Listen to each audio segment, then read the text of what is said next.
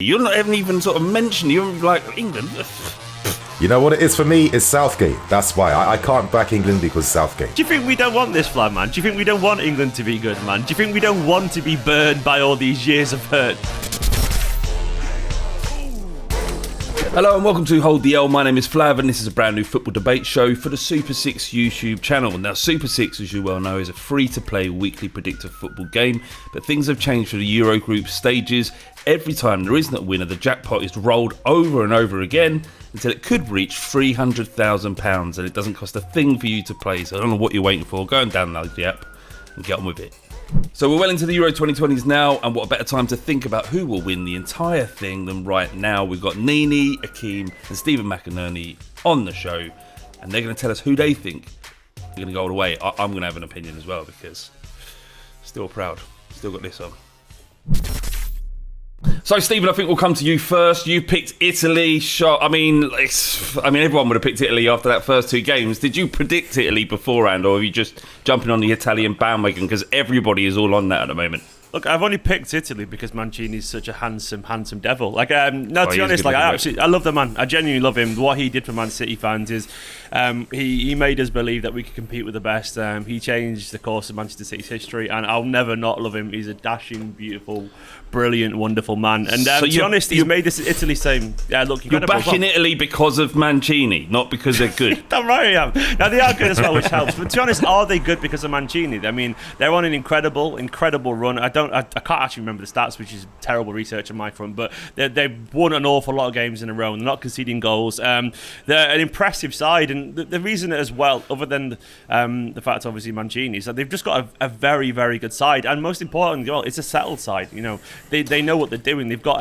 a structure that works for them. They've got experience as well. Look at that back line of Chiellini and Bonucci, and then the midfield they've got, and I hate to say it once again, and damn you, NiiNii, but they've got a Champions League winner in the middle with Jorginho, you know, and they've got obviously Locatelli, who's having a breakout tournament in terms of his worldwide rep, and then you've got like the pace and the devilishness of Insigne out wide and Immobile. It's just a really, really good team, and once again, they've got a world-class manager, and they're not. How many world-class managers do you actually get in international football? And I mean that, by the way, because it's usually the managers who don't quite make it to the top level. And he, honestly, I think that makes a difference to have someone who will fight, who will organise a team. What else is impressive? You don't expect that from Italy, do you? You don't expect them to be playing this kind of very front-foot football. And they've made such a career and such a history, a successful history of playing football in a certain way that's always served Italian football. And we know that they didn't qualify for the World Cup Euros recently, and it was for the first time for a long time that they had to really look at what they were doing footballing wise as a nation, and they've come out a different beast altogether. How impressed have you boys been with Italy, and why didn't you pick them if you're that impressed? Akeem.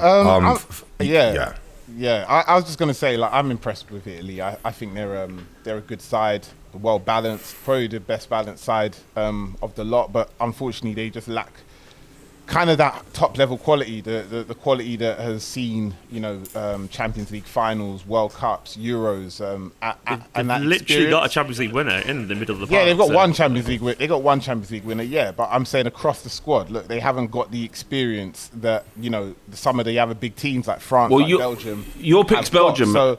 Your pick's Belgium. How many have they got? Many Champions League winners? Yeah, they have Champions League winners. Look, Belgium. Look, the reason I know you wanted to ask that question, Flav. Why did I choose Belgium? I'll answer it, no problem. Is it because they're number one in the world?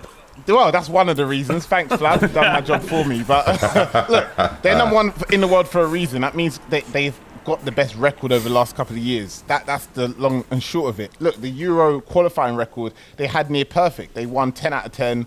They've absolutely hammered teams for fun. But more importantly, tournament experience, because they actually had a really, really good run over the last couple of years, and the players that they have at the moment are actually playing, besides Eden Hazard, who's now of course coming back to form and looking a lot fitter than he did before, but they've got players like Lukaku and of course Kevin De Bruyne, who's at their best at the moment, and that's ultimately going to be the factor. Who's actually going to show up when it matters? Who's going to have a backline that can withstand a lot of pressure? They have that. Jan Vertonghen. They have Denea, who's actually been, I think besides one or two players, many people say the best defender in League One last season, which is incredible.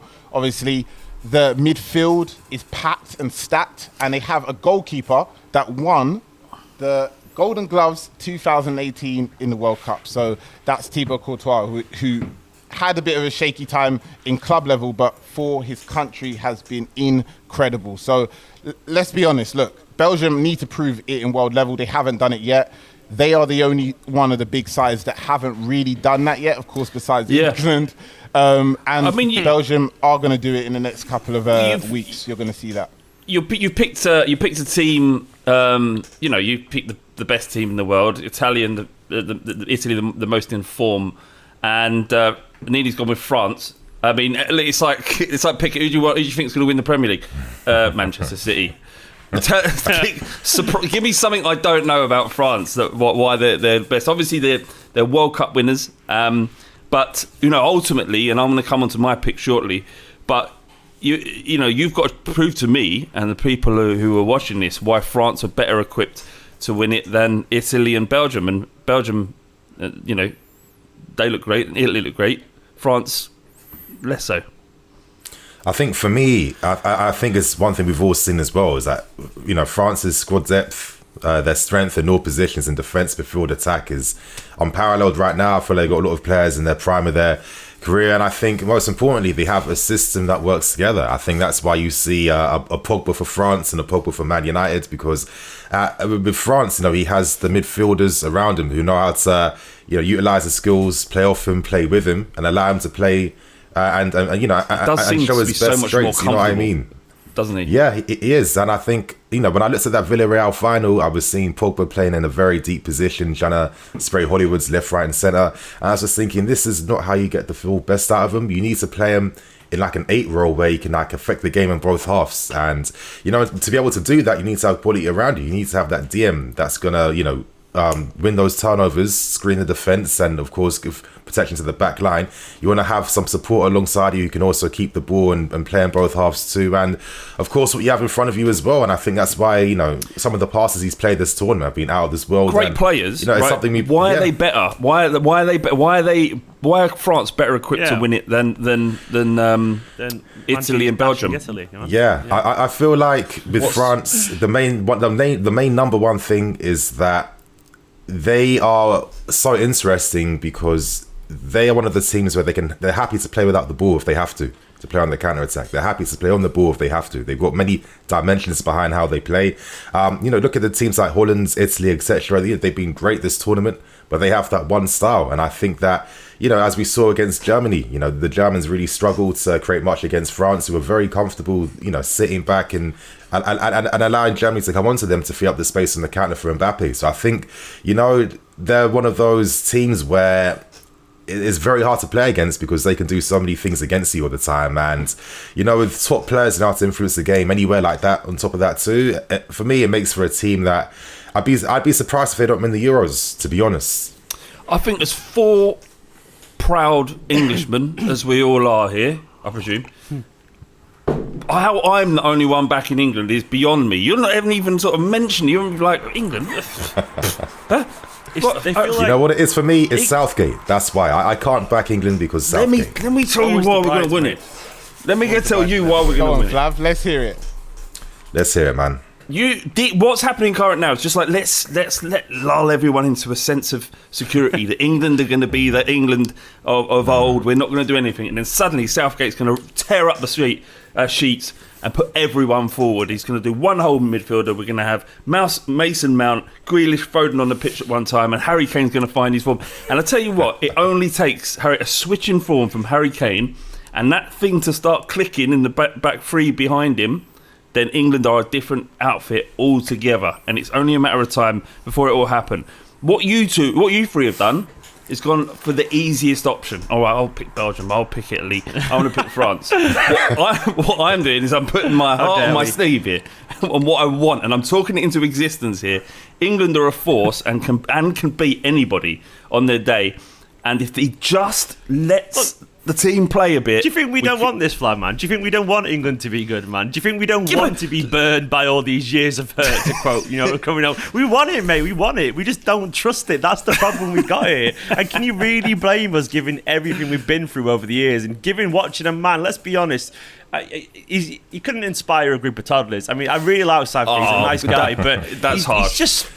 I just don't know. I think he's all right, but he's like the sixth form prefect. You know what I mean? He's all right, but you don't really. I can't. He doesn't look at. I don't look at him and go, I want to win for him. Like, he's a nice guy, but no, I get it. That's my problem, and I hope I'm wrong. I really hope I'm wrong. Of course you do. I just want to see a winner. I want to see a winner. I'm just seeing. What I'm seeing is a manager who knows tournament football, knows international football more crucially. And he's his own man, and he will not do something just because the press or the will of the nation wills him to do it. Football fans, deep down, if you look at it, really don't know anywhere near as much about football. As much as we say and all the stuff we talk on these shows, we don't know anywhere near the amount that Southgate does about football. And I'm just thinking, if I'm being super optimistic about what's been going on, and I'm going to be that until England are knocked out, right? But I'm just thinking if... maybe he knows what he's doing. Like, maybe having this pragmatic style, and we're relying on individual brilliance at times when it comes, if it comes. But with that match quality on the pitch, you're going to get chances, right? That's what I'm saying. Like, don't get me wrong, but just let me finish the point. Yeah. It's when we get to the stage where we have to have teams that are going to be really difficult to beat and very good attacking, we'll get more opportunities. Scotland, for all the lauding that's been done about them and how good they were, they, for most of that game, spent in a bank of five, and so they should. It's the right thing to do, and then hit us on the break. But other teams will present different challenges, and I'm just saying, I can see it in my mind's eye. England can go all the way. Yeah, but I think that's the thing. What Southgate's trying to do, it seems, he's trying to do a tournament style of take every game as it comes, draw here, try and play cautious here. Maybe next week we'll go attacking, but you need momentum, and momentum's such an important factor when you're only playing, 6 or 7 games. Obviously, if you go all the way 7 games into the Euros, and England don't have that at the moment, which means you're kind of just hoping on some individual piece of brilliance and stuff like that. And right now, Italy, Belgium, France, they have momentum. They have a win, at least one win under their belt. They have goals. It's England really are struggling for both of those. But like Steven said, we hope England can do it. We hope that they can scrape through the group. I don't know if you do. We hope that they can scrape through the round. We do, Flav. Yeah. We do. I don't know. Yeah. No, you're just so I don't know, man. You're gonna have some stocks up at in London Square, aren't you, man? When we talked about it the other day, well, not one of you went, maybe England. No, all of them straight away. Best team. But Flav, you know what it is for me? Flav, you know what it is for me? Yeah. I look at the other nations. I'm looking at your Hollands, your Frances, your Portugals, Germanys. I'm seeing all their star players shining right now because they're being played in their best ways. They're not having to play different games or different roles or do different things with their international teammates. Like, their coaches have found a way to get the best out of them, replicate that club form in a sense. And when I look at England, I'm always making this point about Harry Kane, but it's baffling to me that you can have one of the best strikers in the world like this and then try and get him to play like a target man holding off defenders. It feels like an absolute waste of his skill and ability. And for me, that's the difference between England and what the other nations are doing. I wouldn't see Mbappe playing differently to what he's doing at Paris Saint-Germain. I'm not going to see, your Pogba's or your Ronaldo's or anyone doing anything different to what they have to do with their national team. And for me, it's been like a culture and history of constantly doing this all the time. Like, I remember back when I was a kid when it was this eternal Gerrard versus Lampard debate, and you're just thinking, you got two of the best box-to-box mids in the world, and you're getting them to play in the two. There's no sense behind it, because how are they gonna really influence the game like that? And until I see anything different, I just can't fully back England. To be honest. Fair enough, I understand it, but all I'm saying is when we win it, when we lift the trophy, I want all of you on your own social media channels to say, I'm sorry, Flav, you were right, you know more about football than me. I'm looking forward to it, man. I'll save it in the drafts right now, for real, we'll get man. together and we'll all watch this back and laugh at us, and we'll be like, "Hey, what tit I look, man!" But I'll absolutely love it. Bring it on. All right. Just give us just what a closing gambit. Why will Italy win the World Cup over the other Mancini's teams. just so beautiful in that suit now. Can't keep saying that. You've got to say something tangible. Because Mancini is a world. To be honest, I think it's once again. I think the quality of the management really, really helps. You rarely see actual football managers, and I mean world class club managers. But is he better than Martinez and Deschamps? He's not. He's certainly not at the resume. He's miles better. Miles better. Okay. I'm not just saying it from Steve's perspective, but he is. He's a miles better coach than any of them. And once again, Deschamps won a World team Cup. knows what it is. It's organised. It's structured. I don't want it to be here. I want it to be England. And to be honest, I probably want it to be Belgium over because I want De Bruyne to do really well. But Italy they know who they are, and sometimes that can really matter. That can really help in a tournament like this. They know what they're doing, and they've got the experience as well defensively. They're not going to concede chances, and they're going to score goals with that pace going forward and the dynamism of the likes of Locatelli and Jorginho's composure. So very good side. Akeem, how can Belgium finish top of this competition over the other three teams mentioned? Simple. One of the best keepers in the world. They've got a great, strong, experienced back line with one of the best younger, pacier defenders in the competition at the moment in midfield. They're stacked. They've got the Hazard brothers. They've got Axel Witsel, who can cause problems, and they've obviously got bottle jobs though, haven't they? They've got three of the best. great teams. Bottle jobs. They got three of the best. They got three of the best at up front. On form, no one's better than, quite frankly. And Belgium, let's be honest, when we're talking about chemistry, momentum, we're talking about the likelihood that they're going to go all the way. It's all based on form, factually. And Belgium, there is no team better in the world, not just in Europe, in the world at the moment, than Belgium. So, quite frankly, I expect them to go all the way. There are a lot of big contenders, but Belgium is the team that everyone's going to watch, and they're certainly the dark horse going forward. NiiNii, your closing gambit on why France are going to win this. For me, I just think they're simply like the best team for that knockout round stage games. I just think that, when they, on top of the lineups they have, the tactics they can just like change in game, they have incredible solutions to come off from the bench as well. And, France is one of those teams, if they take the leads, you have to really panic because they have the players to kill you on the counter attack, and they're one of the teams I feel that can come back to, from losing positions to get that win in the end too. So for me, I'm looking at France, I'm looking at Mbappe and that devastating pacing behind we've been seeing already. That's only going to come to light even more against bigger nations that are going to leave more space open because they're better teams and they're going to try and play football against France. Yeah, for me, I think France, they can do it. All right. Well, I'm just going to say that we thought that England's his issue was the centre back, but Tyrone Mings has played absolutely fantastic.